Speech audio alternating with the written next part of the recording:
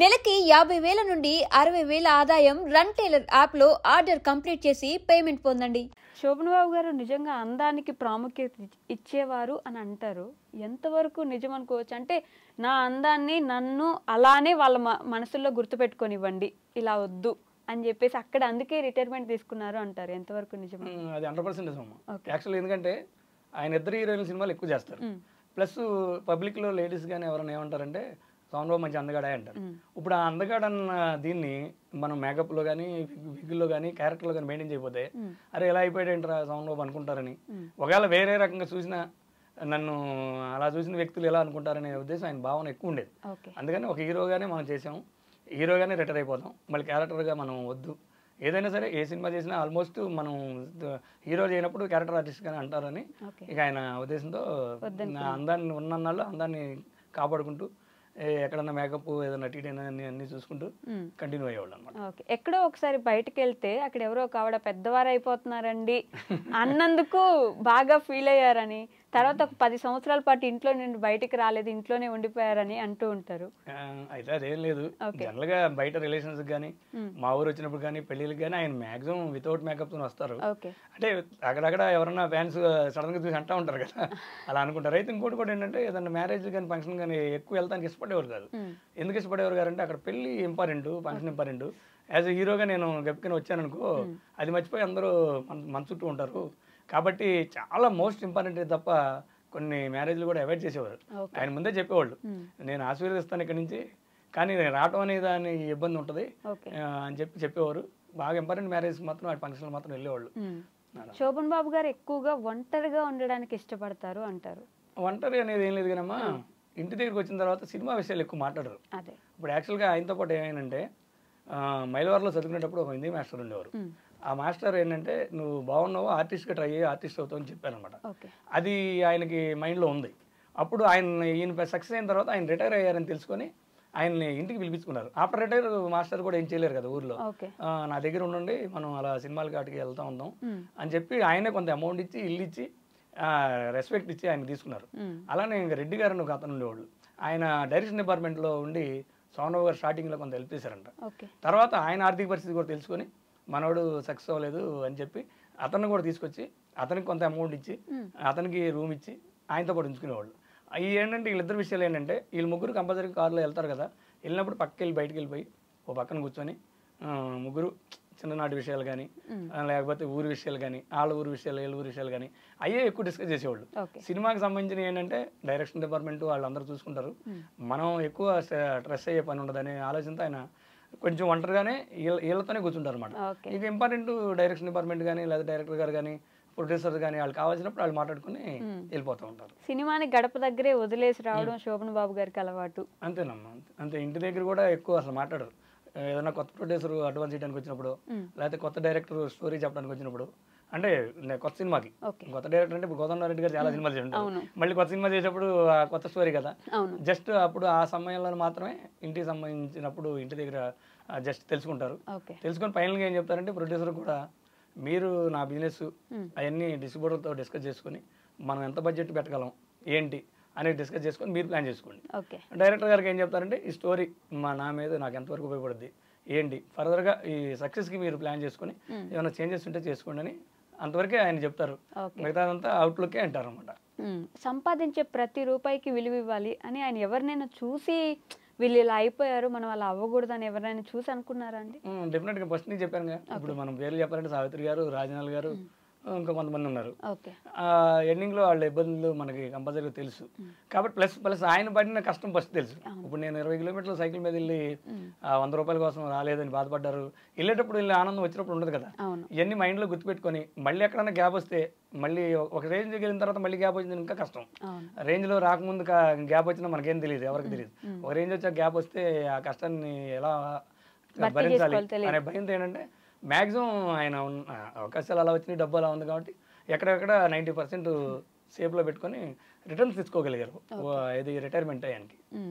So మామూలుగా వచ్చిన ప్రతి హీరోలు అప్పట్లో అయితే ఎన్టీఆర్ గారితో సహా రాజకీయాల్లోకో లేకపోతే ఇంక దేంట్లో అయినా వెళ్ళి ఇంట్రెస్ట్ చూపించి అక్కడ గెలిచిన వాళ్ళు నిలబడ్డవారు ఉన్నారు.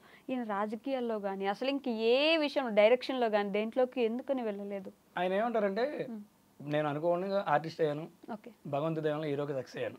దానికి సంబంధించి నేను దాన్ని ఎలా పికప్ చేసుకోవాలి, ఏ క్యారెక్టర్ ఇస్తే ఏంటిది, మనం ఆ స్టోరీ మంచి స్టోరీ ఎలా చేయాలి, దాని గురించి ఆలోచించేవాళ్ళు అనమాట. ఇప్పుడు మనకి ప్రాపర్టీ విషయాల్లో కూడా హ్యాపీగా సెటిల్ అయిపోయాం, ప్రశాంతంగా ఉన్నాం. మనం ఇప్పుడు పొలిటికల్కి వెళ్ళామనుకోమా, పొలిటికల్లో ఉన్న ఇబ్బందులు చాలా ఉంటాయి. సినిమా ప్రొడ్యూసర్ అయ్యామనుకో, ప్రొడ్యూసర్గా ఉన్న ఇబ్బందులు చాలా ఉంటాయి. ఇంక మనకి ఎందుకు అయ్యి ఇప్పుడు అది కొంతమంది ఇష్టపడతారు, కొంతమంది ఇష్టపడరు. సోమన్ బాబు గారు యాక్చువల్గా ఏంటంటే ఆయనకి రిస్క్ ఇష్టం లేదు.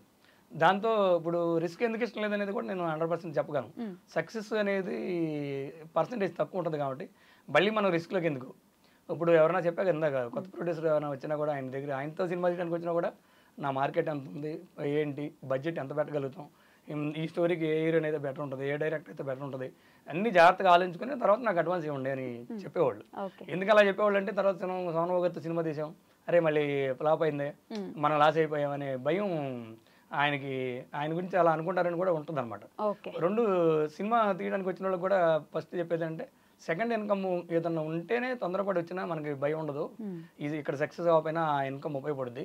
అందుకనే ఎక్కడి నుంచి ఎక్కడ దిగే వాళ్ళు చాలా మంది ఉన్నారు. ఏది ప్రొడక్షన్ మేనేజర్లు కొంతమంది ప్రొడ్యూసర్లు అయ్యారు, కొంతమంది అలా ఇక్కడ డైరెక్షన్ డిపార్ట్మెంట్ ప్రొడ్యూసర్లు అయ్యారు. ఇక్కడ వాళ్ళు ప్రొడ్యూసర్లు అయితే వాళ్ళకి కొంత అవగాహన ఉంటుంది. కొత్తగా వచ్చే వాళ్ళకి రియల్ ఎస్టేట్ వాళ్ళు లేకపోతే ఎక్కడ వాళ్ళు ఆ రోజుల్లో రియల్ ఎస్టేట్ లేకపోయినా కొన్ని రకరకాలుగా వచ్చేవాళ్ళు ఉంటారు కదా, వాళ్ళకి కొన్నాళ్ళు అలవాటు అయిన తర్వాత జాగ్రత్తలు తెలుసుకొని సినిమా తీయండి అనేవాళ్ళు అనమాట. ఓకే. మాట పరంగా మాత్రం ప్రతి ఒక్కరికి హెల్ప్ చేసేవారు. ఖచ్చితంగా వచ్చిన వాళ్ళందరికీ ఇది పెట్టండి, ఇది చెయ్యండి అని చెప్తారు. కానీ నేను ఎవరికి హెల్ప్ చేయట్లేదు కాబట్టి ప్రజలు నన్ను గుర్తుపెట్టుకోరేమో ఫ్యూచర్లో, నేను అంటే బయట ప్రజలకి ఏం చేయట్లేదు కాబట్టి నన్ను గుర్తుపెట్టుకోరేమో, నేను రాజకీయాల్లో లేను, ఇంకా దేంట్లో లేను, సో మరి నన్ను ఎవరు పట్టించుకోరేమో నా ఆఖరి రోజుల్లో, ఇలాంటి భయం కూడా శోభన్ బాబు గారికి ఉండేదండి? లేదు, అసలు ఎప్పుడు రాలేదు. ఎందుకంటే నేను అని తెలిసిన నా ఫ్యాన్స్కి అందరికి తెలుసు, నా రిలేషన్ తెలుసు, అందరికి తెలుసు. నేను నా దగ్గరికి వస్తే నేను చెప్పేది కూడా మంచిగా చెప్తాను తప్ప చెడు చెప్పను. నా గురించి తర్వాత తెలుసుకోకపోయినా నాకు ప్రాబ్లం లేదు. నన్ను నమ్మి నా దగ్గరికి వచ్చిన వాళ్ళకి నేను మంచి చెప్పాను. దానిలో కొంతమంది సక్సెస్ అయ్యారు, కొంతమంది అలా నార్మల్గానే ఉన్నారు. కాబట్టి దాని గురించి అసలు ఆలోచన ఉండేది కదమ్మా. ఇప్పుడు ఫ్యాన్స్ కూడా చాలా మంది ఫ్యాన్స్ ఉంటారు కదా, ఫ్యాన్స్ యొక్క ఆర్థిక పరిస్థితులు కూడా తెలుసుకునేవాళ్ళు. ఆయన అక్కడ ఎస్ఎన్ రావు గారని ఒక మేనేజర్ ఉంటారు, ఓన్లీ ఫ్యాన్స్ని తో మాట్లాడటానికి. ఎందుకంటే ఆయన తెలుసుకుంటాడు ఈ ఫ్యాన్స్ ఎవరు, ఈ ఏ ఊరి నుంచి వచ్చారు, వివరాలని.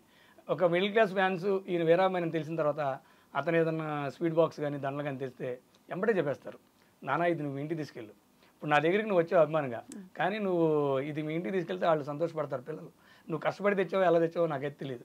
నువ్వు నెక్స్ట్ వచ్చినప్పుడు మాత్రం నా దగ్గరికి నువ్వు బాక్స్ తీసుకురావద్దు, నువ్వు తీసుకురాపోయినా నేను మాట్లాడతాను అంటే. ఎందుకనే వాళ్ళు అంటే నువ్వు మిడిల్ క్లాస్ అని ఆయన మనసులో తెలుసు కానీ వాళ్ళతో అనరు. ఈయనే ఆయన గ్రహించి అలా చెప్తా ఉంటారు. ఇంకోటి కూడా సక్సెస్ అయినప్పుడు ఎంతో మంది మన దగ్గరికి వస్తూ ఉంటారు. సక్సెస్ అయినప్పుడే ఈ స్వీట్ బాక్సులు కానీ దండలు కానీ వస్తాయా, సక్సెస్ కానప్పుడు ఏమి ఎవరు కనపడరు. రెండోది మన గేట్ దగ్గర వెయిట్ చేసిన వాళ్ళు కూడా, ఇది చాలా గట్టిగా మన గేట్ దగ్గర వెయిట్ చేసిన వాళ్ళు కూడా సక్సెస్ అయిన తర్వాత వాళ్ళ గేట్ దగ్గరికి వెళ్తే మనం రాణిస్తారో లేదు కూడా తెలియని ఇండస్ట్రీ ఇది. అందుకని ఏంటంటే మనకు అవకాశం వచ్చినప్పుడు మనకు మనం నిలబడపోతే మీరు తర్వాత ఆర్థికంగా ఇక ఉండాలి అనుకుంటేనే. ఇప్పుడు మనం ఈ సినిమా ప్రపంచం నుంచి బయటకు వెళ్ళిపోవాలంటే ఎక్కడైనా బతకొచ్చు, ఏమైనా చేసుకోవచ్చు. ఇక ఉండాలంటే నిలదొక్కోవాలి, ఈ గ్యాప్ని మనం తట్టుకోవాలి.